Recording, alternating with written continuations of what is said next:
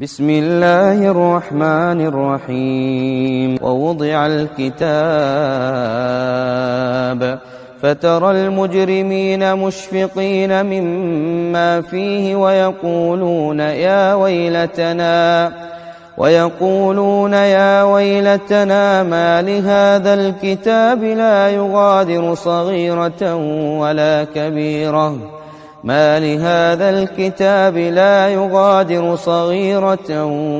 كبيرة إلا أحصاها ووجدوا ما عملوا حاضرا ولا يظلم ربك أحدا.